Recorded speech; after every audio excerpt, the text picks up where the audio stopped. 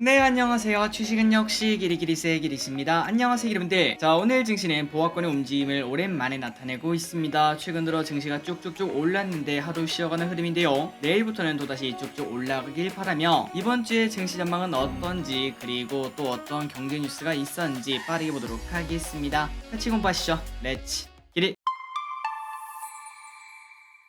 첫 번째 소식입니다. 일단 증시 전망부터 보도록 할게요. 일단 미국 증시부터 보자면은 2차 베어마켓 랠리가 기대가 된다고 합니다. 그리고 이 2차는 바로 지금이 2차 베어마켓 랠리라는 거고 1차는 언젠가 봤더니 올해 여름에 이렇게 올라갔던 거 여기 보시나요? 이때 쭉 올라갔던 이때가 바로 1차였다고 합니다. 그리고 이번에 2차 베어마켓 랠리 고점 같은 경우에는 전 고점을 뚫고 올라가나 싶긴 했지만 그런데 그건 아마 힘들 것 같고 아마도 이때 고점에서 맞고 떨어지지 않겠나 라는 예측이 나온다고 합니다. 그래서 대신증권은 최근 들어 이제 환율이 또 낮아질 것으로 조금 보이기 때문에 환차손이 걱정되거나 아니면 또 다른 계획 때문에 미국 주식 비중을 줄이려는 계획이 있었다면은 지금 바로는 아니고 조금 더 증시가 상승하고 그리고 1차 베어마켓 그때 고점 근처 간다면은 그때 매도를 진행하면 어떻겠나 이러한 예상을 제시를 했다고 합니다. 그래서 지수로 보자면은 S&P 기준으로 4199 지금보다 200포인트 정도 더 올라간 위치죠. 이 정도까지 그러니까 5% 정도 더 상승하면은 그때 매도를 진행하는 게 어떻겠나라는 걸 확인할 수 있습니다. 그리고 그 다음에는 2차 베어마켓 랠리가 끝나고 결국은 주가 하락이 또 나타날 건데요. 다만 그 낙폭이 또 전저점을 깨러 내려가는 그 정도의 낙폭은 아니라 낙폭은 제한된 적당한 조정이 올 것. 그러니까 어느 정도는 박스가 나올 것이다 라고 대신증권은 예상을 한다고 합니다. 혹시나 미국 주식을 하신다면 이런 생각도 하시면서 이제 비중 조절을 시작하시면 될 것 같습니다. 다음으로 코스피를 보도록 할까요? 자, 이번에는 유안타 증권의 뷰를 보도록 하겠습니다. 유안타 증권이 보기에는 일단 이전처럼 저점 갱신 확률은 이제 낮다고 언급을 했습니다. 그러니까 전 저점을 깨고 내려가는 2100이 깨지는 그러한 일은 생기지 않는다는 거겠죠. 그 근거 중 하나는 최근 120일선을 강하게 돌파하고 한 번도 뚫지 못한 20주선을 강하게 돌파를 했기 때문에 기술적으로 중요한 변화가 발생한 것으로 본다고 합니다. 실제로 과거 데이터를 봤을 때 6개월 이상 증시가 쭉 하락하는 그 이후에 120일 이평선을 뚫고 올라가면 최소한 하락세가 중단된 걸 확인할 수 있었으며 2009년에는 상승 추세로 바뀌기까지 했었다고 합니다. 그러니까 이번에도 최소한 하락세는 중단될 것이다. 여기서 박스를 만들 것이다 라고 본다는 거겠죠. 그래서 지금 최소한 그러니까 보수적으로 박스권을 예상을 한다면은 2520선 그러니까 이제 얼마 남지 않았습니다. 조금만 더 올라가면은 2520이죠. 그래서 이 라인부터는 부담감이 분명 존재할 것으로 보이기 때문에 하락도 크진 않겠지만 상승 여력도 크진 않지 않을까라고 조심스럽게 예측을 한다고 합니다. 그래서 우리가 증권사 두 개의 뷰를 쓱 봤는데 일단 엄청난 상승이 나올 것이라고 예상하는 곳은 하나도 없는 것 같습니다. 물론 시간이 지나봐야 알 수 있겠지만 그런데 우리가 지금 간단하게 생각해봐도 악재가 사라지고 있는 중이지 새로운 호재가 나타난 건 아니기 때문에 증시가 전 고점을 향해서 쭉쭉쭉 코로나 때처럼 쭉쭉쭉 올라갈 확률은 조금 낮다고 볼 수 있겠죠. 그리고 간단하게 생각을 해봐도 코스피가 무려 1년 넘게 하락을 했기 때문에 혹시나 여기를 회복한다고 하더라도 1년이 넘는 시간이 필요할 것이라는 것도 당연히 생각을 해볼 수 있습니다. 그러니 힘들 최근 들어 증시가 조금 반짝 급반등하긴 했죠. 그래서 솔직히 저 길이 또 기대감이 좀 크긴 하지만 그 기대감을 조금 낮추고 오케이 이때까지 하락하던 게 멈춘 거 그거만 해도 다행이다. 지금부터는 내가 종목을 또 잘 선별해서 혹시나 박스권이 나타나더라도 그 안에서 어떤 기업으로 수익을 낼지 이거를 조금 더 고민을 하겠어. 이 정도로 받아들이시면 좋을 것 같습니다. 어쨌든 지금 현재 많은 사람들의 표는 아마도 하락은 거의 끝난 것 같고 박스가 만들어지지 않겠니? 라는 예측인 걸 확인할 수 있네요. 다음입니다. 한미 정상이 일요일날 만났죠. 거기서 IRA 관련된 논의를 했다는 소식이 나왔습니다. 호재 소식이라고 말할 수 있겠네요. 그 결과 현대차와 기아 주가 오늘 장이 조금 안 좋은데도 불구하고 2에서 3% 정도 오르는 흐름을 나타냈으며 그 이유는 바로 캄보디아에서 열린 정상회담에서 IRA 법안에 대해서 논의를 했다고 합니다. 그렇다면 바이든 대통령은 뭐라고 했을까요? 바이든 대통령은 한국 기업들이 자동차 2차 전지에서 미국 경제에 기여하는 바가 크다며 IRA 이행 방안이 논의가 되어야 된다 이런 뉘앙스로 이야기를 했다고 합니다. 갑자기 바이든 이렇게 얘기하니까 조금 얼떨떨하기도 한데요. 아마도 중간 선거가 선방을 했기 때문에 기분이 좋은 게 아닌가라고도 생각을 해볼 수 있겠네요. 좋은 결과 있기를 진심으로 바랍니다. 다음입니다. 이번 주 빈살만 옵니다. 그렇게 온다 안 온다 했다가 결국 오는데요. 기대감이 막바지에 쭉 올라가는 모습을 나타내고 있습니다. 네옴시티 관련주가 최근 들어 계속 불타는 모습을 나타내고 있죠. 참고로 이번 주 15에서 16일에 그때 빈살만 내일부터네요. 내일부터 수요일까지 빈살만이 G20을 끝내고 방한을 하며 과연 총 672조 원에 달하는 네옴시티 사업에서 호재를 볼 수 있을지 관심 있게 보도록 하겠습니다. 다음 소식입니다. 미국 최대 연기금, 우리나라만 연기금이 있는 게 아니겠죠. 미국에도 있는데 그 연기금이 빅테크를 쓸어 담았다는 소식입니다. 최근 들어 많이 하락한 빅테크를 보면은 누군가는 한숨을 쉬겠지만, 그런데 누군가는 기회라고 생각하며 눈을 반짝이고 있을 것 같은데요. 그런데 그 눈을 반짝이는 녀석이 바로 미국의 최대 연기금이었다고 합니다. 바로 전분기죠. 3분기 동안 캘리포니아 공무원 퇴진 연금이 애플, 인텔, 마소, GE, 제너럴 일렉트릭 이러한 기업들을 대거 매수를 한 걸로 나타났다고 합니다. 그러니까 저 개인적인 생각으로 가장 완벽한 전략이라고 생각합니다. 바이 더 딥, 빠지면은 사라는 거겠죠. 물론 아무 기업이나 그렇게 산다고 되는 건 아니겠지만, 그런데 실적 성장이 기대가 되는 기업들은 당연히 이 전략이 맞아 떨어질 것이라고 볼 수 있고, 그리고 미국 연기금이 이렇게 애플, 인텔, 마소, 제너럴 일렉트릭 이런 기업들을 샀는데 당연히 좋은 기업들이기 때문에 아마도 시간이 흐르면은 당연히 이 친구들의 주가는 올라 있을 것이라고 생각을 해볼 수 있습니다. 그렇기 때문에 우리도 이런 걸 보면서 한 번 더 생각을 해봐야겠죠. 결국은 좋은 가격에 사서 좋은 기업을 사서 기다리는 게 최고의 투자라고 볼 수 있습니다. 다음입니다. 최근 들어 증시가 좋았습니다. 그런데 이 와중에 개인 투자자는 비명을 지르고 있다고 하는데요. 이게 무슨 소린가 하고 봤더니 미국 주식을 하는 개인 투자자 몇몇 분들이 비명을 지르고 있다고 합니다. 한번 내용을 보도록 하겠습니다. 최근 들어 미국 증시가 미칠 듯한 상승을 나타냈습니다. 전부 다 CPI가 잡히는 모습을 나타냈기 때문인데요. 그 와중에 야수의 심장을 가진 개미는 증시가 좋을 리가 없다며 SQQQ 나스닥 3배 인버스에 투자를 진행을 했었는데 이틀 사이에 무려 26%나 폭락했다고 합니다. 그리고 그 와중에 환율도 급락하면서 환차손까지 나타났으니까 한국에서 미국의 ETF인 나스닥 3배 인버스 SQQQ에 투자를 했다면 피눈물이 날 수밖에 없는 상황이라는 거겠죠. 저길에서 이런 걸 볼 때마다 이거 투자한 사람들이 뭐 그렇게 많진 않을 것 같은데 라고 볼 수 있지만, 참고로 SQQQ는 지난 7월달이랑 8월달에 개인 투자자가 가장 많이 매수한 미국 ETF입니다. 물론 지금은 좀 시간이 지나서 SQQQ 말고 다른 걸 많이 사고 있겠지만, 그럼에도 정말 많은 사람들이 관심 있는 ETF다 보니까 분명 피해자가 적지 않을 거라고 볼 수 있겠죠. 이런 걸 봤을 때 증시에는 당연한 건 없는 것 같습니다. 그 누가 나스닥이 하루 만에 7% 오를 거라고 생각을 했겠습니까? 그렇기 때문에 절대 레버리지 투자는 매우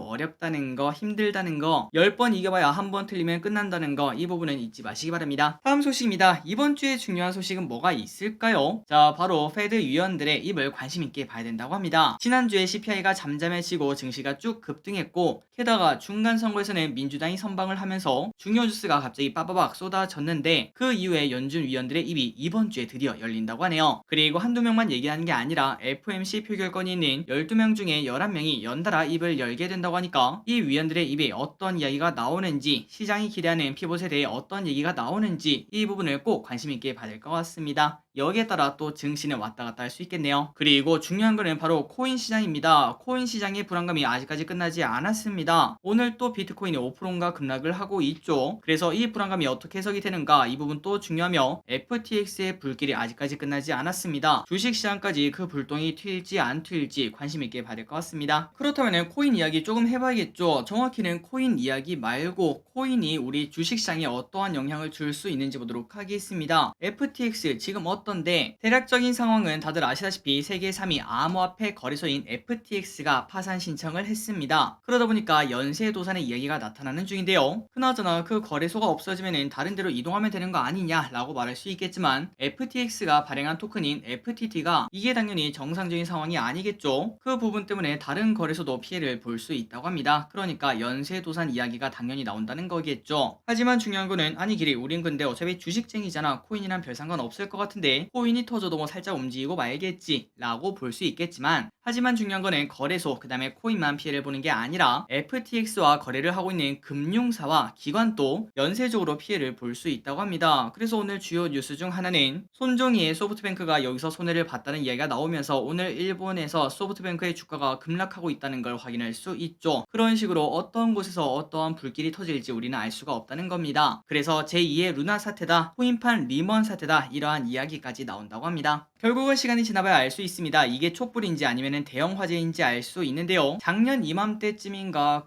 그때도 중국에서 헝다가 터진다 그러면은 뭐 전 세계가 난리 난다 이런 얘기가 나왔었는데 결국은 그냥 쓱 지나간 걸 확인할 수 있습니다. 그래서 이번에도 그런 식으로 아마 지나가겠지만 하지만 결국은 시간이 지나봐야 어떤 일이 일어날지 알 수 있겠죠. 일단 지금 비트코인의 왼쪽에 보시다시피 연일 쭉쭉쭉 빠지는 흐름을 나타내고 있습니다.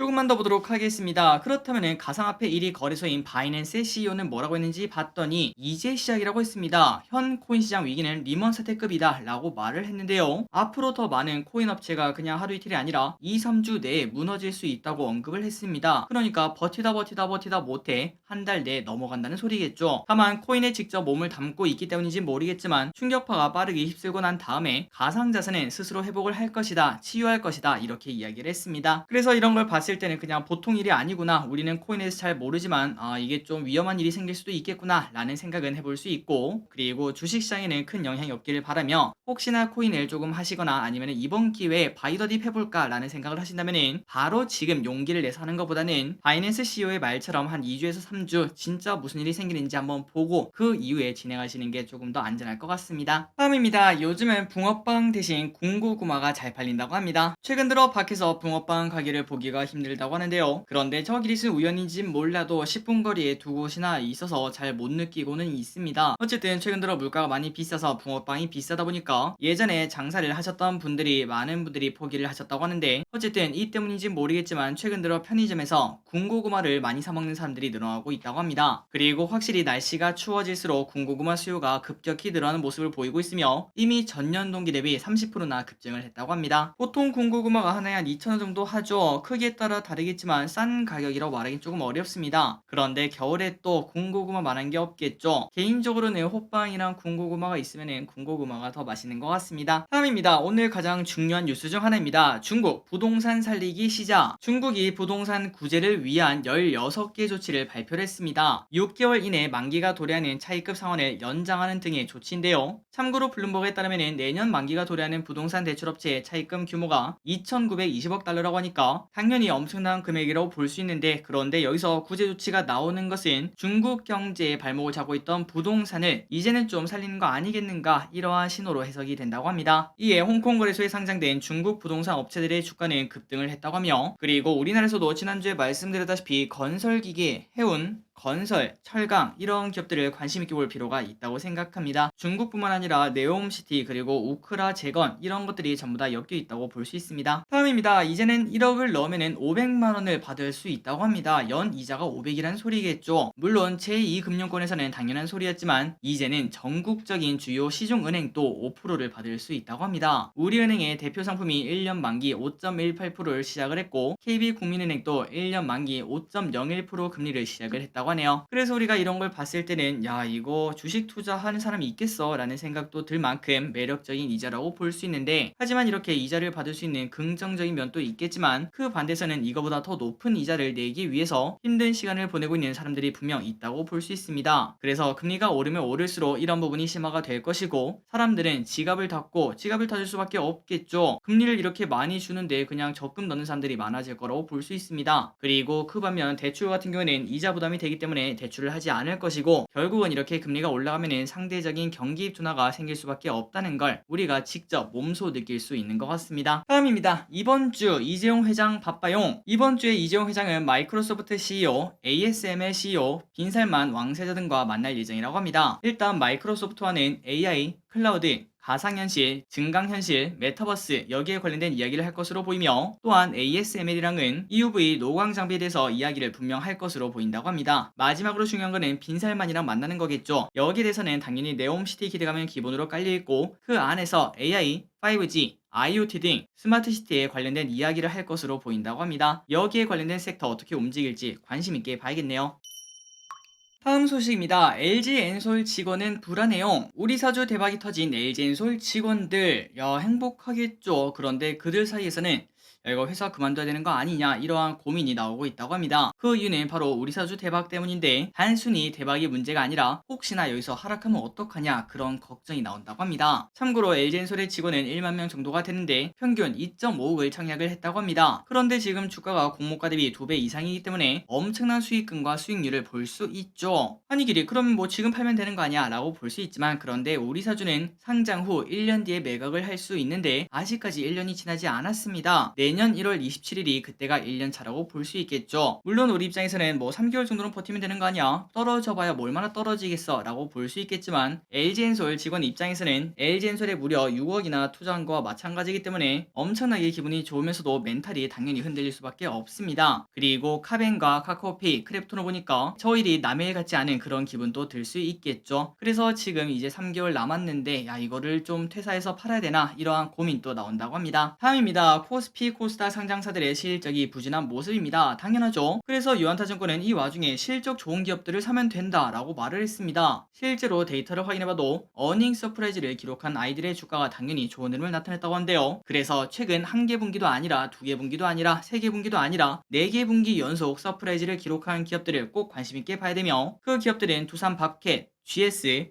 메리츠화재, DB손보, 한미약품, FNF, LX인터내셔널, 덴티움, 대덕전자, 현대글로비스 이렇게 10개 기업을 주목하자라고 유한타증권이 말을 했다고 합니다. 자, 1개 분기랑 2개 분기는 서프라이즈 낼 수 있습니다. 그런데 4개 분기 연속이라는 거는 이 회사의 저력이 엄청나게 크다는 소리겠죠. 꼭 한번 우리가 무지성 매수는 아니겠지만 공부할 필요는 있다고 생각합니다. 마지막입니다. NC소프트를 보도록 하겠습니다. 오랜만에 기업이네요. 최근 연기금이 매수를 하면서 주가가 올라오는 NC소프트, 한국투자증권이 목표 주가를 51만원으로 상향 조정했습니다. 그 이유는 3분기 어닝 서프라이즈를 냈기 때문이며, 그리고 프로젝트 TL, 이 게임의 기대감도 유효하다고 합니다. 또한 내년에는 수집형 RPG인 블레이드 소울 S와 난투형 대전 게임인 프로젝트 R, 이러한 다른 신작도 대기 중이라고 하니까 기대감이 분명 존재한다고 합니다. 또한 다른 증권사에서도 오늘 리포트가 많이 나왔는데 평균 65만원 정도의 목표가를 제시했다고 합니다. 참고하시기 바래요. 그리고 NC소프트의 실적 전망을 보시면은 어쨌든 계속 성장을 하고 있습니다. 그 와중에 퍼는 21, 내년은 20, 내후년에는 17, 한 2년 전만 하더라도 게임주는 퍼 30은 받아야지 이런 이야기가 분명 있었는데, 하지만 지금은 성장주의 무덤인 금리 인상 시기 아니겠습니까? 그 부분 때문에 지금 가치 판단이 조금 어렵다고 볼 수 있는데, 여러분들이 한번 고민을 해보시고 최근 들어 주가가 살짝 급등하는 흐름을 나타내서 약간 부담이 된다면은 이평선이 몰려있는 이 위치, 그러니까 금액으로 보자면은 40만원 내외로 볼 수 있습니다. 미리 한번 공부를 해보시고 지금 가격이 조금 비싸다, 지금 사긴 조금 부담된다 라고 생각되신다면은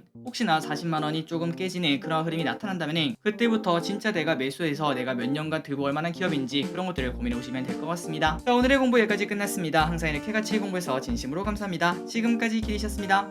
빠이요.